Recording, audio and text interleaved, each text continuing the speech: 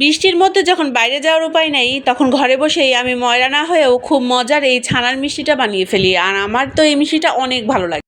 এই সফট এবং মজাদার মিষ্টি কীভাবে বানালাম সেই ইজি রেসিপিটা আজকে আপনাদের সাথে শেয়ার করছি। আসসালামু আলাইকুম বন্ধুরা, আমি সিরাজুমনিরা। আজকে আমি মিষ্টি বানাচ্ছি, আর সেই জন্য প্রথমে আমি নিয়ে নিয়েছি ছানা। 1 কেজি দুধ আমি ছানা কেটে নিয়েছি এবং তারপরে তা থেকে পানি ঝরিয়ে এখন ছানাটা খুব ভালোভাবে হাত দিয়ে মথে দিচ্ছি। ছানাটা আমি এত সুন্দরভাবে মথে নিয়েছি যে এর মধ্যে আর কোনো দানা নাই। এখন আমি এখানে 1 কাপ পরিমাণ গুঁড়ো দুধ অ্যাড করলাম এবং তারপরে অ্যাড করলাম 1 চামচ পরিমাণ সুজি।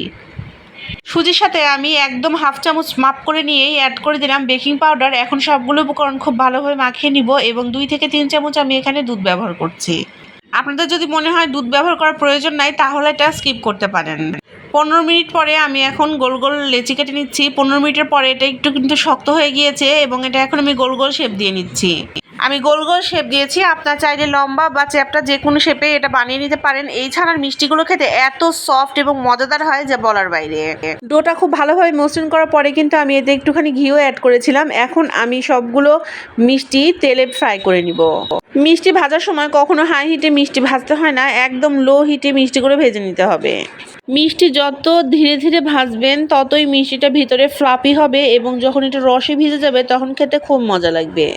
কালোজাম মিষ্টি শুধু গুঁড়ো দুধ দিয়ে বানানো যায়, কিন্তু যদি গুঁড়ো দুধের সাথে এভাবে ছানা অ্যাড করা হয় তবে সেই ছানার মিষ্টিটা খেতে অনেক বেশি মজা লাগে।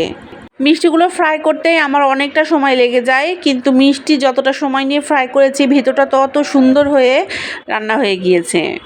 মিষ্টিটা আমি যেহেতু রসে ভিজাবো তাই এক চুলায় আমি এই মিষ্টিগুলো ভাজছিলাম এবং অন্য একটি চুলায় আমি চিনির রস জাল করতে দিয়েছি।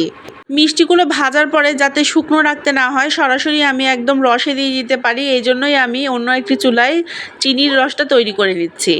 আমি এখানে 2 কাপ পরিমাণ চিনি নিয়েছি এবং 2 কাপ পরিমাণ পানি। এখন আমি চিনি শিরাটা জাল করে নিচ্ছি, আর এতে আমি একটা এলাচও অ্যাড করেছি। অন্যদিকে আমি যে মিষ্টিগুলো ভাজছিলাম সেটা অন্য একটি ফ্রাই প্যানে ট্রান্সফার করে নিলাম, কেননা ওইটাতে ভালোভাবে ভাজতে পারছিলাম না। মিষ্টিগুলো যখন একদম খুবই ব্রাউন কালার চলে আসছে, আমি এগুলো রসে ভিজিয়ে দিচ্ছি।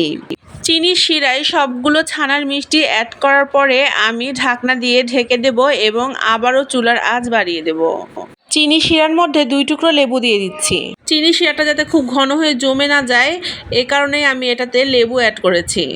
দেখেন এখন মিষ্টিগুলো রান্না হচ্ছে, আমি এখন ঢাকনাটা উঠে দেখছি মিষ্টিগুলো দেখেন কতটা ফুলে ডাবল হয়ে গিয়েছে। এখন আমি চুলা বন্ধ করে দিয়েছি এবং ঢাকনা দিয়ে ঢেকে রেখেছি মিষ্টিগুলো। আধা ঘন্টা পরে আমি এই মিষ্টিগুলো গরম গরম সবাইকে সার্ভ করব। ছানার মিষ্টি যারা খেতে পছন্দ করেন এই ইজি রেসিপিটা কিন্তু বাসায় বসে ট্রাই করতে পারেন। সবার সুস্বাস্থ্য কামনা করে আজকে এখানে বিদায় জানাচ্ছি। সবাই ভালো থাকবেন, সুস্থ থাকবেন। আল্লাহ হাফেজ সবাইকে।